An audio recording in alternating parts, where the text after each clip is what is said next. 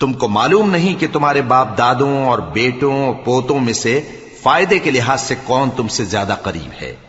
یہ حصے اللہ کے مقرر کیے ہوئے ہیں، اور اللہ سب کچھ جاننے والا ہے، حکمت والا ہے۔ اور جو مال تمہاری بیویاں چھوڑ مریں، اگر ان کی اولاد نہ ہو تو اس میں سے نصف تمہارا ہے، پھر اگر ان کی اولاد ہو تو ترکے میں تمہارا حصہ چوتھائی ہے، لیکن یہ تقسیم وصیت کی تعمیل کے بعد جو انہوں نے کی ہو یا قرض کے ادا ہونے کے بعد جو ان کے ذمے ہو کی جائے گی۔ اور جو مال تم مرد چھوڑ مرو، اگر تمہاری اولاد نہ ہو تو تمہاری بیویوں کا اس میں چوتھا حصہ ہے،